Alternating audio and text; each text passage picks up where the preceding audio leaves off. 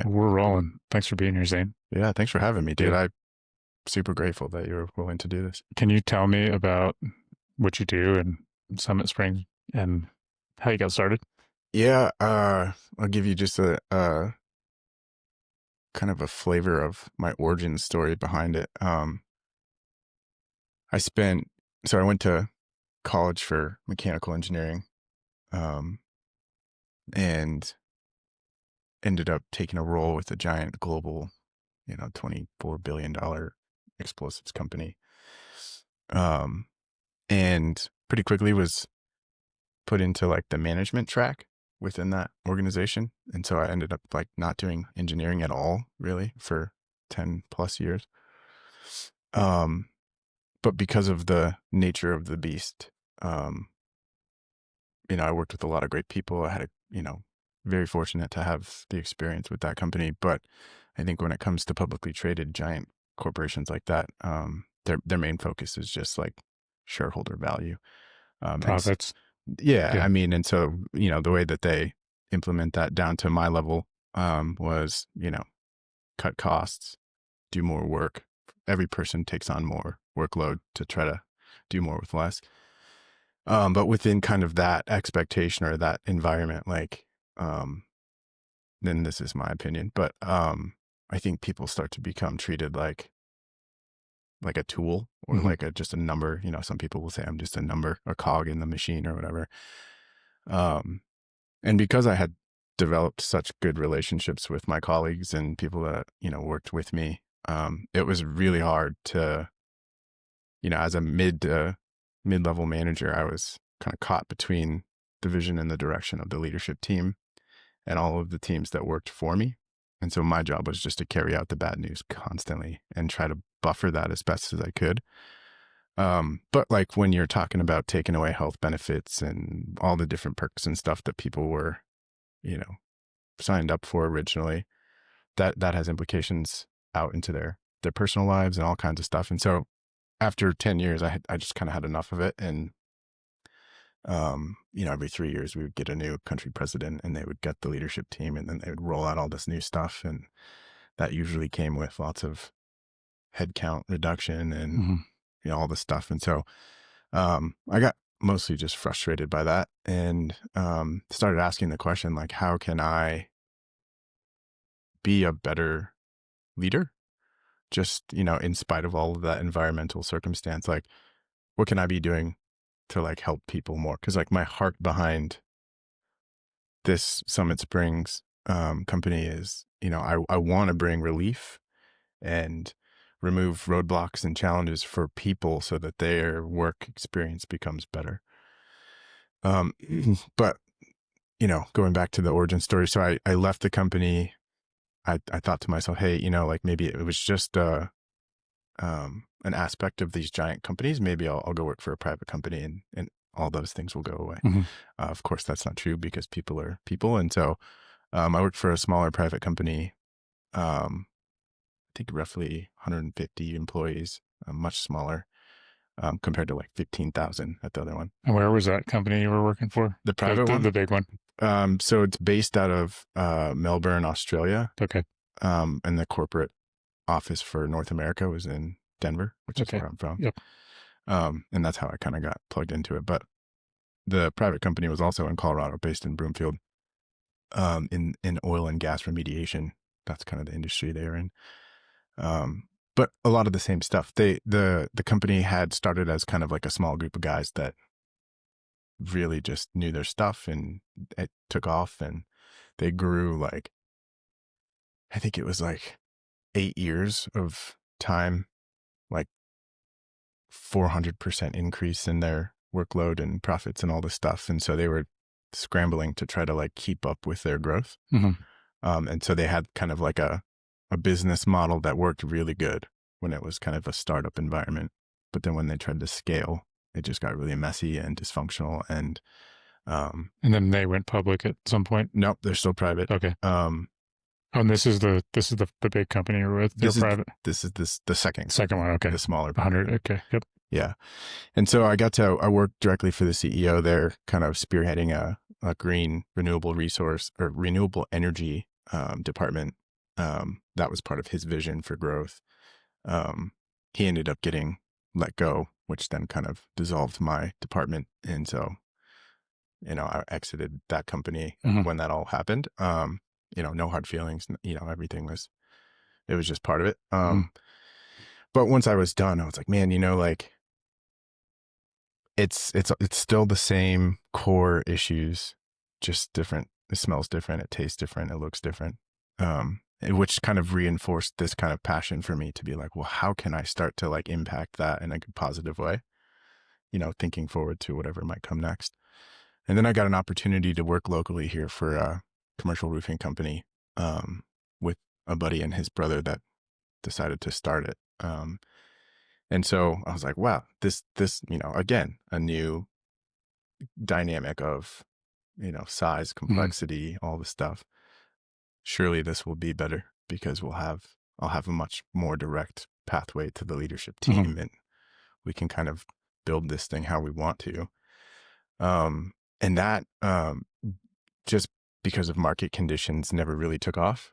Like we tried to get it off the ground and just couldn't make it work. And so, it became a very challenging situation because we had committed to some projects, but then decided to dissolve the company. Anyway, it was messy as well. And yeah, so without, I'm not trying to bash anybody, any companies in particular, or say anything negatively. I think what I'm trying to point to is just that, like, when you get a bunch of people together and you try to set them all towards a goal or a mission, within the professional environment, um, if you're not intentional about stewarding how people work together well, it gets messy quickly. And as it grows, those fractures or pain points or whatever you bottlenecks, whatever you want to call them, they magnify and intensify and get worse and fester. And over time end up, having significant consequence, not just to the individuals that are part of the organization, but to the profit and to the whole point of, why we go to work. Because when you boil it all down, we all have to make money to pay our bills. Right. So like, um, if you're not making money, then what's the point? Hi, folks. Quick note from me. If you don't already know, the goal of Mountain Mule Media is to build real connection between Montana's businesses and the people they serve. If this episode or any other has given you something worth thinking about, smiling at, or passing along, I've got a small ask. Share it with a friend, text it to someone, post it in your story. That one simple action helps these businesses get seen, grow, and thrive, and it helps this show keep going. Thank you for supporting these Montana businesses. Now back to the show. That's bringing us to present with this consulting company. My, my goal or my mission, with this business is to work with business owners and leaders and their teams to help tune the human mechanics of execution, is what I say. And so, um, the human mechanics of execution to me are the human systems that are, whether you like it or not, part of a company, right? So you have your operational systems, right? So everything from your systems, your processes, the type of people you hire, right? So marketing, engineering, operations, all the stuff, right? You can go pick people that are trained well, have lots of experience in those operational functions or capacities within the company. But it's, I say it's like if you went and got 10 Michael Jordans who on paper and, they're just rock stars, and then you put them all on the same team. If They they're don't all, kill each other. they'll either kill each Yeah. other, or if they're playing for individual stats or Mhm. attention or, I'm not, yeah, I include myself in this, but we all have like selfish personal motivations, whether that's money or power or attention or fame or, whatever it is. If everybody's, kind of focused on their own priorities and not working together on the team towards the mission of the company, then everyone's pulling in different directions. It's like putting everybody in a rowboat and everybody just starts paddling however they want to, and the boat ends up just spinning in circles or sinking or whatever, right? So the idea here is to, be very clear about like who the company is, what its mission is, both long-term and short-term, right? And then making it explicitly clear to the leadership team, because in my opinion, everything rolls downhill. And so small problems at the leadership level amplify into giant problems when you get to the boots on the ground.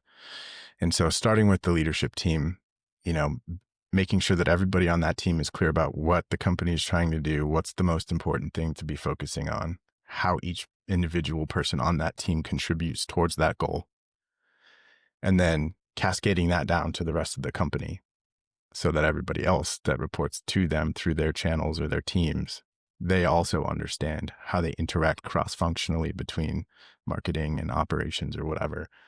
But then at an individual level, the idea that, if you can build an environment of trust within the company and support it from the leadership level, that gives you the ability to kind of let your people do what they're hired to do and make decisions quickly on their own within kind of the guidelines of your vision and your expectations. And then you basically free them up to just go and execute, which then speeds up everything, including how much you make money, right? So, there's a lot to unpack within that, but like at a high level, that's kind of the mission, is to help relieve some of those nebulous things of like, well, why are we constantly taking one step forward, two steps back? Like, you can set very clear targets, but like a runner who's running a race, like if you're only focused on the finish line, like in the analogy for business is like the bottom line, the revenue, the money, but you're not focusing on like your stride length, how you're breathing, like the mechanics of how you run each step to get to that finish line, then you won't make it. You know what I mean? And so it's easy to look back and say, well, I was running, but was I, utilizing my energy? Even a jujitsu example is appropriate as well. Like, when do you spend your energy? When do you conserve it? Like how are you paying attention to the small technique and the detail that produce the finish or the victory, instead of just like, yeah, I know I need to win and I'm going to go do some jujitsu to do it. But if you're not diligent about like, what are the mechanics within that I need to focus on each second to get me to that, then you're less likely to reach that goal that you set for yourself.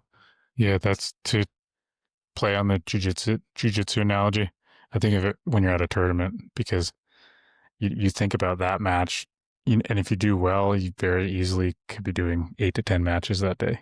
Right. So, you got to have the foresight of what am I going to do to make it through 10? But, I got to also be focused enough here to win the first one. Yeah. So you're kind of in that juxtaposition of what am I, how, but yeah, all those details, from your next movement in that match to, oh yeah, I am going to have a match 10 matches from now, potentially. So totally. And I mean, we can go down the rabbit hole big time on that analogy, because like stylistically, right? Like you're going to face different opponents throughout those 8 to 10 matches or whatever it will take. And so you have to have a different approach, a different strategy, or I shouldn't say you have to, but I think it's in your best interest to, incorporate some of those things that are going to help you reach your goal. Right.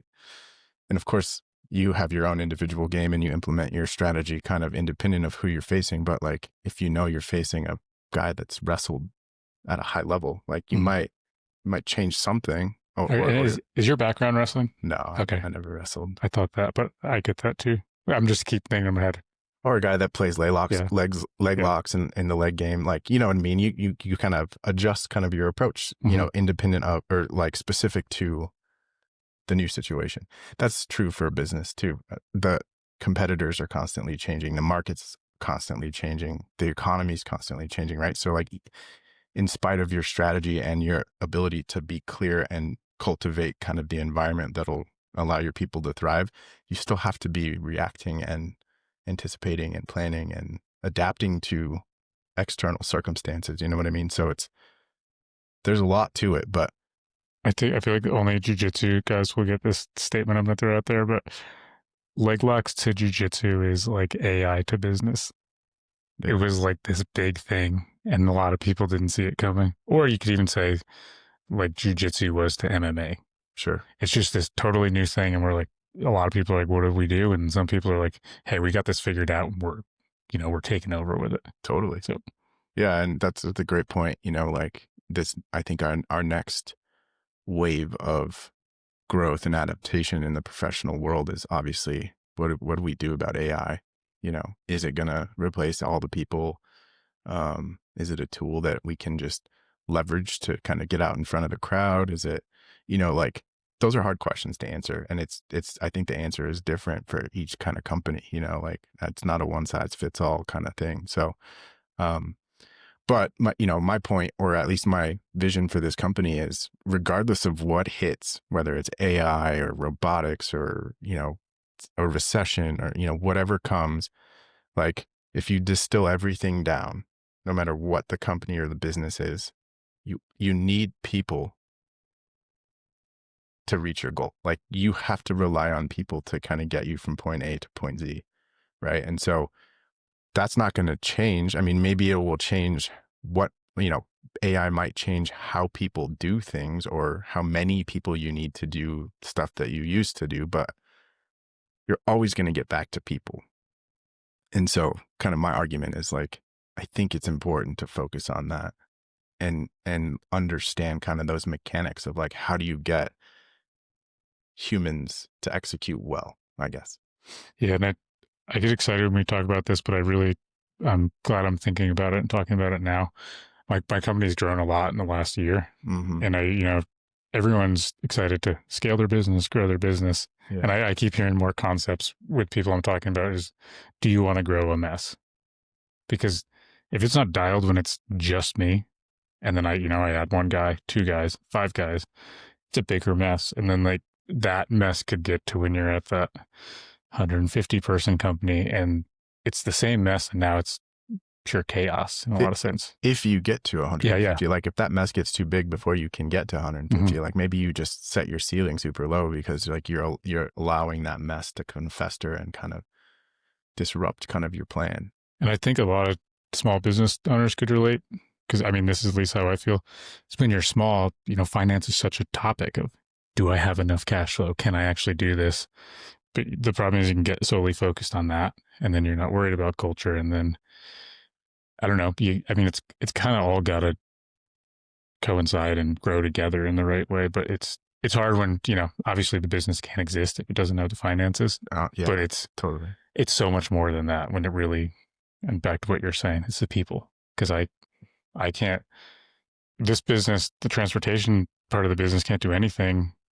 If I need a driver in every car, it's obviously needs multiple drivers, and then someone's got to manage those drivers, manage it, and I just see like I'm seeing it firsthand. I'm like, okay, this is it's real, man. And I think like your strategy changes over time, right? Like you said, at first it's cash flow. You can and when it's only you and maybe a couple other people, like you have a lot of flexibility. You can be responsive. You can take liberties that bigger companies probably can't, right? You can make calls on the fly to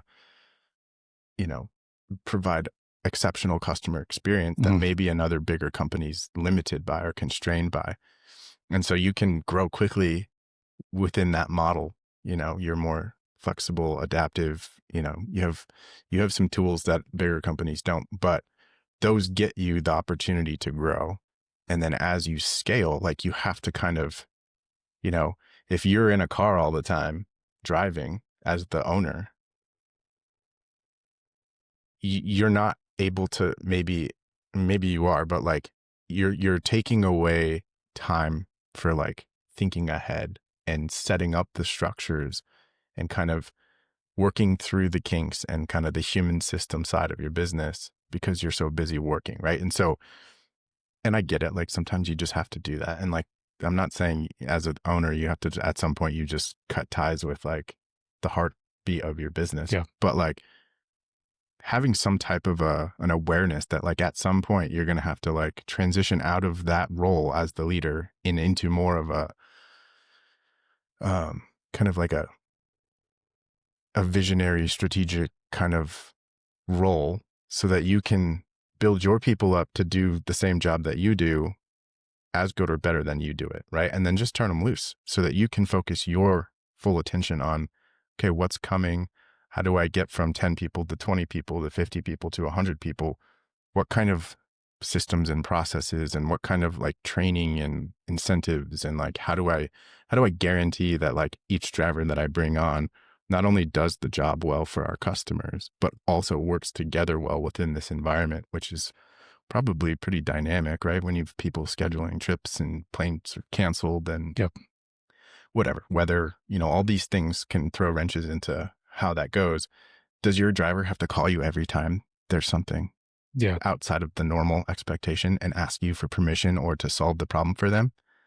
Because if you think about it, if you've got 50 drivers, someone gets a flat tire and they're like, I don't know what to do. Or there's a wreck on the road. I'm going to be 15 minutes late. I don't know how to handle this. Or, hey, my clothes were dirty.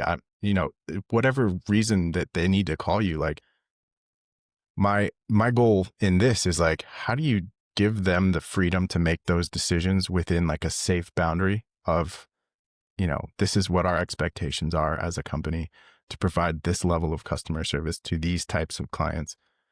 And then you have the freedom to go make those decisions as my driver, as long as you do it well within this like, Parameter. set Yeah. guidelines, then just go get it done.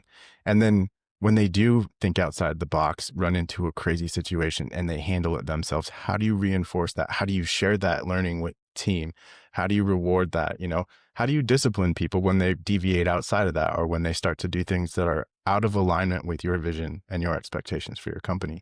But how do you do it in a way that communicates to everyone else in the team that you actually still care about your people Hmm. and that you actually want them to succeed and that you want to bring resources and help to them to overcome whatever that situation is, but have respectful boundaries that like, hey man, if you can't show up on time after 5 times, like, I have a responsibility to my company and to everyone else in this company so that they can have jobs and so that we can continue to grow and do business. And if you continuously keep tarnishing our reputation because you're not going to be on time, then, respectfully, I just have to tell you this isn't a good fit for you. And Yeah. how can I help you, dust off your resume or whatever and get you out? So there's a lot of things like when you really drill down into it, it's like, the leadership team sets kind of those structural framework components. And then how do you communicate that to them and then bring that into your human systems where you're supporting people as you scale and grow? So I'm kind of just Yeah. No, it's very cool. word vomiting right now, but No, I love it because I love the role you're on. And I think when you say, even if I'm driving every day and that's how it started for me. And it starts as simple as I can't answer the phone. right, So I can't answer the phone for the next call, for the next customer. right. And then maybe in the right time I can answer that call for the next customer, but what about tomorrow? Mm, And and then I can't be driving anymore because I gotta make sure the whole team, we're booking work for the week and we're taking care of customers. And then I can't even be doing that anymore because I got to be thinking about 6 months. What are we doing in the summer? And I've just seen it evolve, and it's a lot of this I'm learning as I'm going. sure. I've been I grew up on a farm, and it was more of a family farm though, not seeing a big kind of teamwork environment. So I'm building structures and fortunately reaching out to the right people, but it's yeah, to start thinking long term and thinking bigger picture changes, and then those team members that can do that stuff on their own and reinforce that. Like I've found for me personally, our group text that all the drivers are in, and always sending positive reinforcement to whatever one driver did.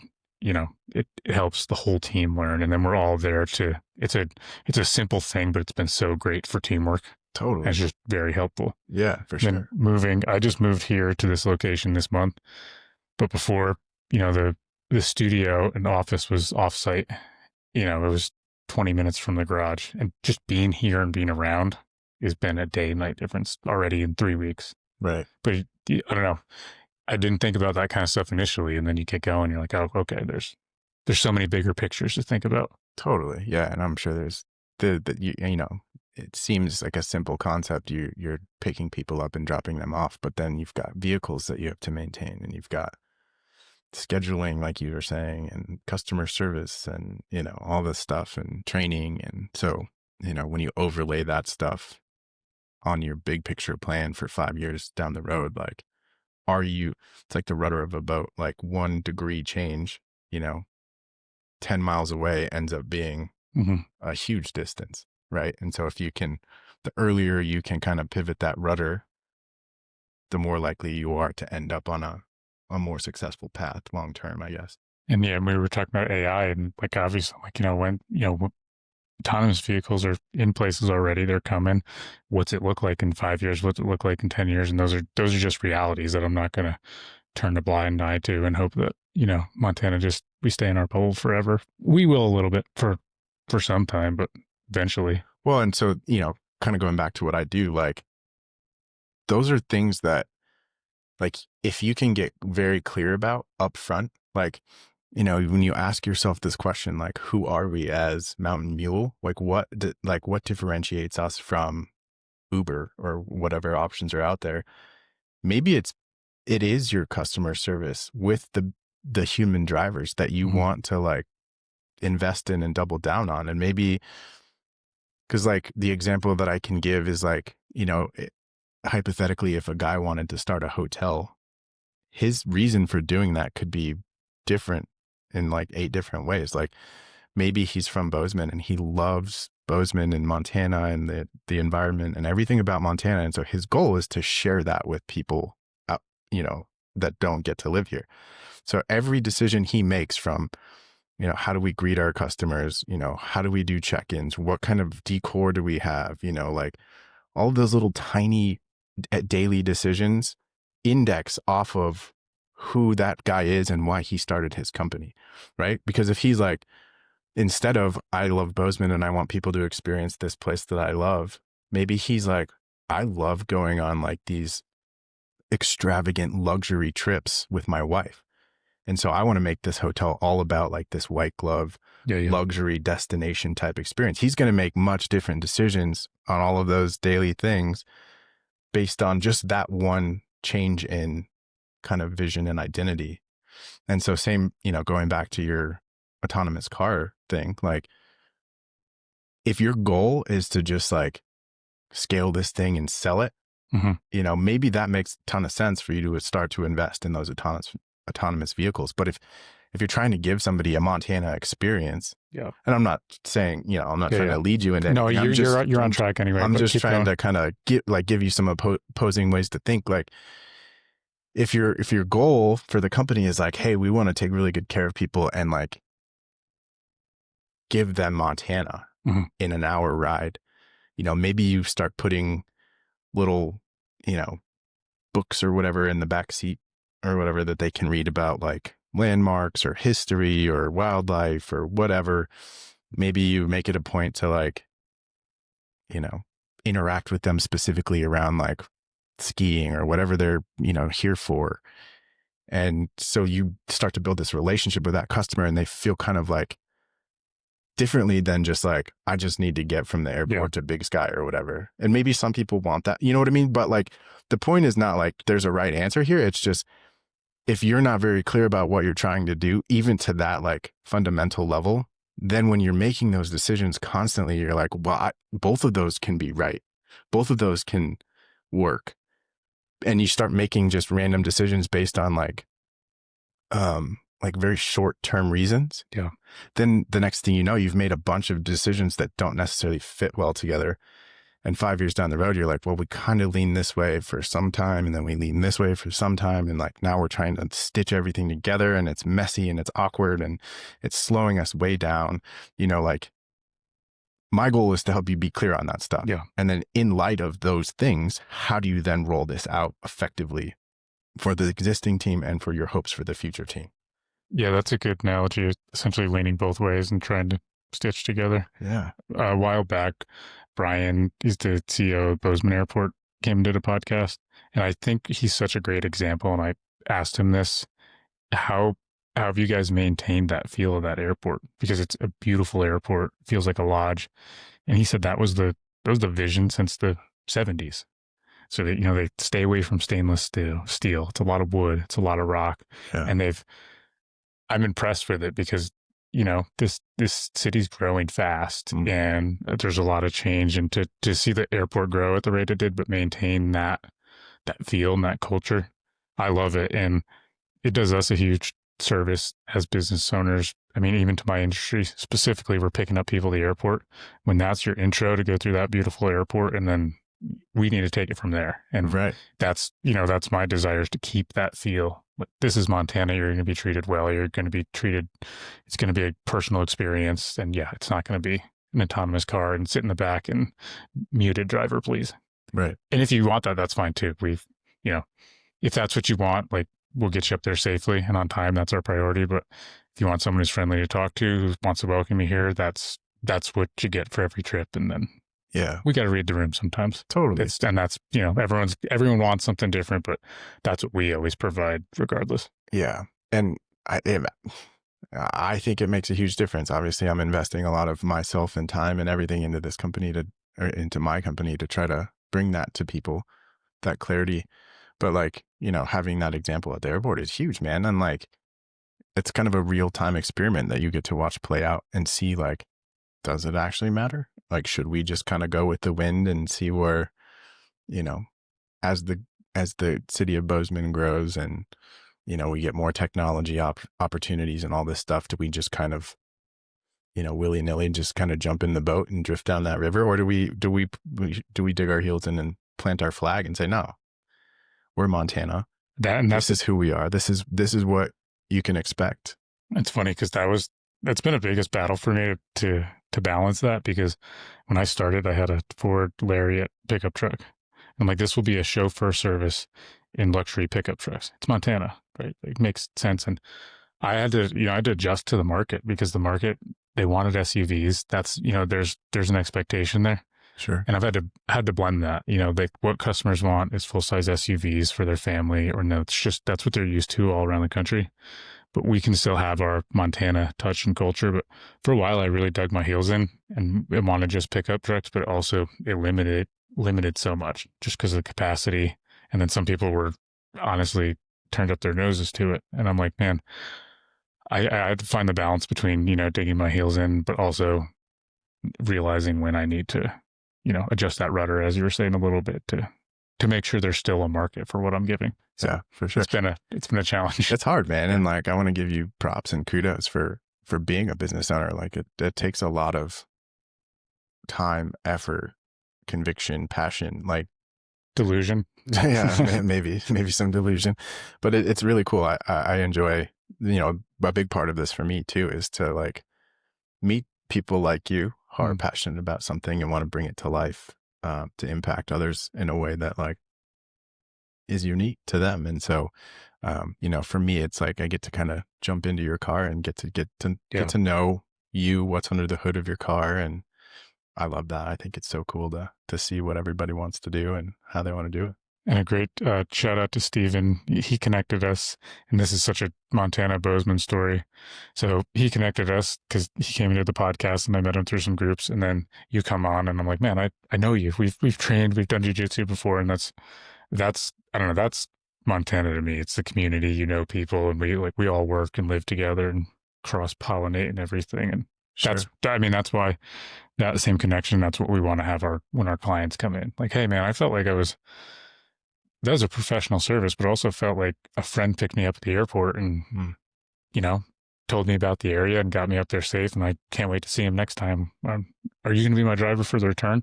Like, that's the question we get half the time from our drivers. And I get that when I'm doing dispatch stuff. Hey, is the same guy picking us back up? Yeah, he definitely is now. Like, because we want to make sure you're taken care of. And that's cool. I love that kind of stuff. Awesome. Yeah, for sure. It's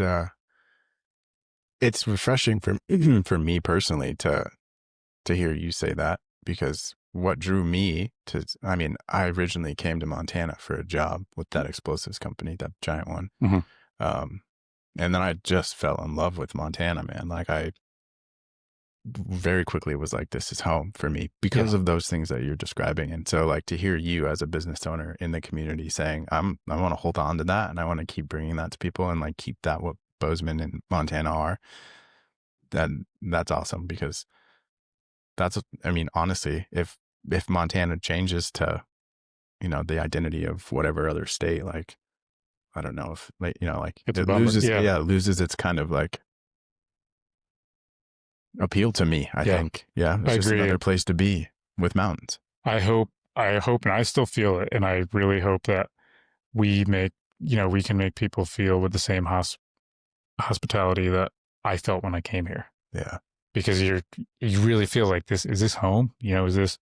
I'd never moved to a place since I left where I grew up, and I grew up in a small farm town where I really felt like every time I moved, I was like, what's the next place? And Hmm. then I was like, man, I feel grounded here. Like there's just a vibe here. And Yeah. I don't know. It's, It's I awesome. don't know if it's like history in the place or it's just the way people are. It's a beauty of the mountains or what it is. But yeah, I hope that's, not taken lightly and not just thrown to the side for a little more profit. Sure. Yeah. No, and I respect that tremendously. I think that's awesome. When you look at the big company you were with to maybe the roofing company, which I'm assuming was a lot smaller, Hmm. is there anything that sticks out? And I know you said you work closely with that CEO in the second company. Is there anything that sticks out that, as far as qualities of the leader or, just general themes of do's or don'ts, goods and bads? I think, yeah, the biggest thing that jumps out when I hear you ask that question is what motivates you as a leader? You got to be clear about that.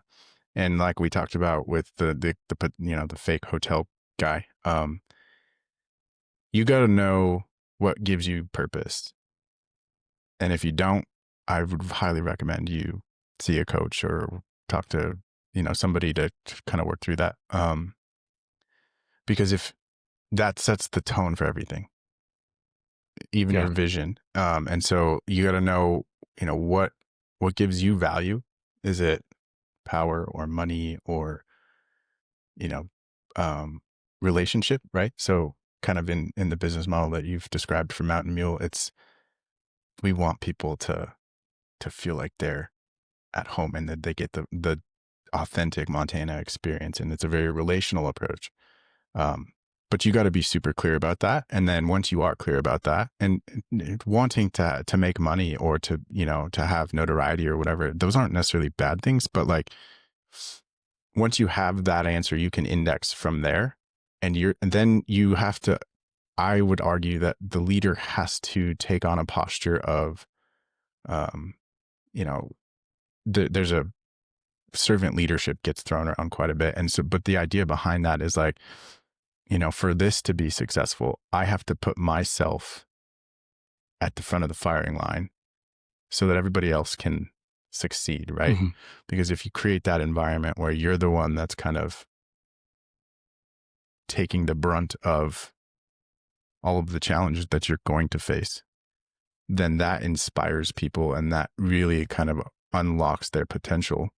And when you have 15 people who are inspired and reaching their as close to as possible their maximum potential, everybody's happy. You're making more money. People are excited to show up. They're not just showing up just like, oh, I got to punch the clock and make my, wage for the day so that I can pay them. It then turns into something. And so like if as a leader, if you're focused on what can I get from the company instead of what can I give to the company to help the company thrive, you're going to just have a hard time. You're going to be swimming upstream and it's Yeah. going to suck. And people are, it'll show up in a lot of different ways, but you'll run into something. Yeah, it's interesting, and it's been so redefined for me in the last year because the last couple of years I was really feeling that, what's the overarching mission? It was feeling too transactional, because I got sort of disconnected from what the business started as because I wasn't driving anymore. So I'm missing those interactions with clients. Mm-hmm. It's limited interactions with even with the employees.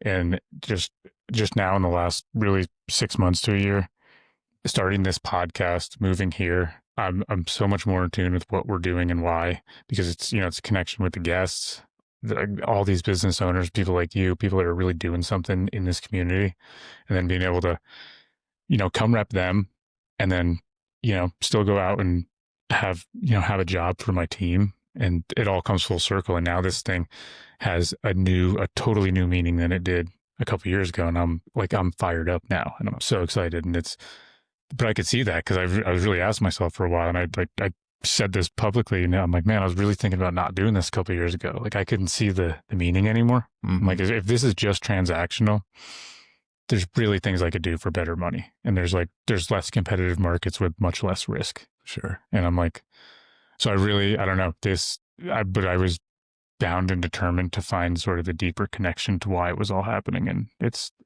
made a huge difference. So it's cool to hear you say that. Yeah, no, it's cool to hear you say that, man. Like that's exactly what I'm trying to tell people that I do is like help kind of relieve that and give some meaning and direction to folks that feel similarly like what are we doing anymore?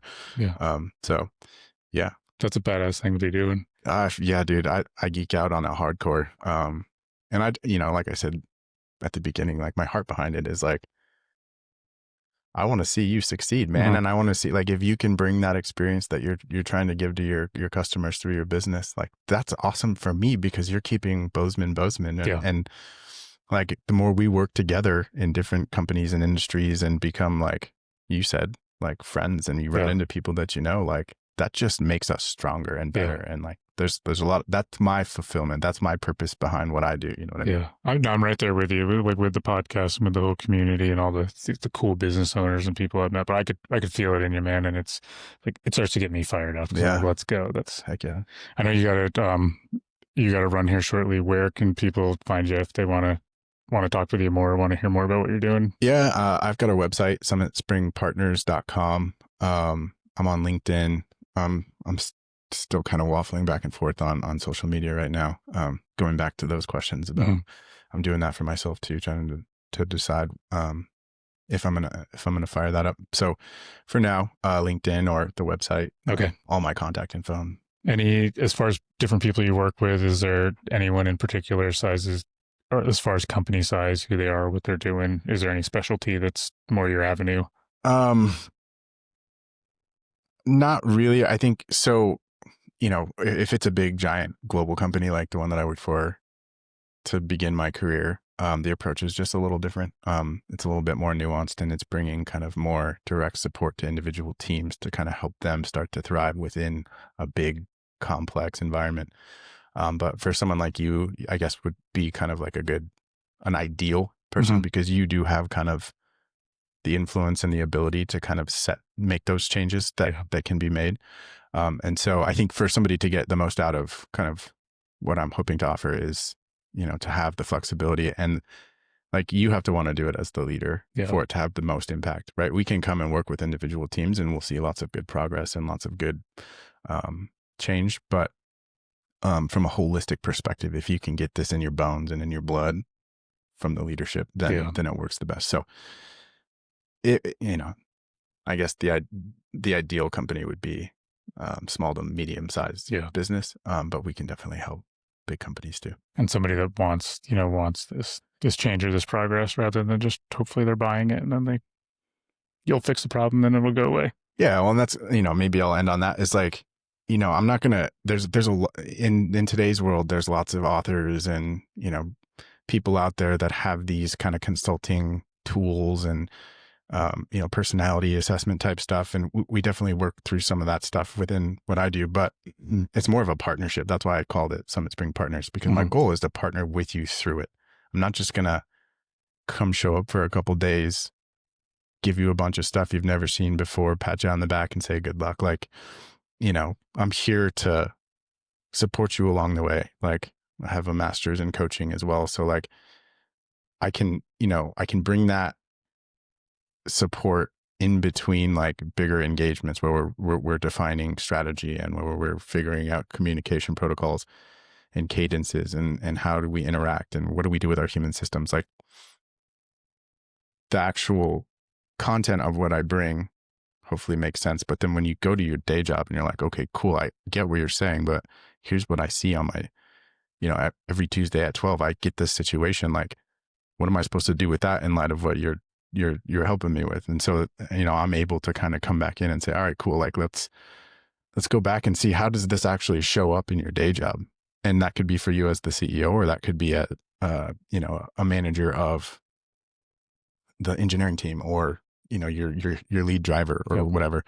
And so we can kind of like work through those things in real time so that it makes sense down to the level of like what you're actually doing and not just some like theory. So that's kind of my goal is to provide that level of support throughout the whole process and not just kind of come drop a hand grenade and walk out, you know. So Cool. Well, I like what you're doing, man. I could have kept talking to you all morning, so we'll do this again or something. we should. For This sure. is really cool. Yeah. Thanks, man. Appreciate you. Thanks for having me on. Thanks for listening, folks. You can find the full blog post for every episode along with key takeaways and links at mountain-mule.com. If you haven't yet, consider following the show. That one small action helps these Montana businesses get seen, grow, and thrive, and it helps this podcast keep going too. If you know a business that would be a good fit for the show, we'd love to hear from you. Just reach out through the website or social. Thank you for supporting these Montana businesses. See you on the next show.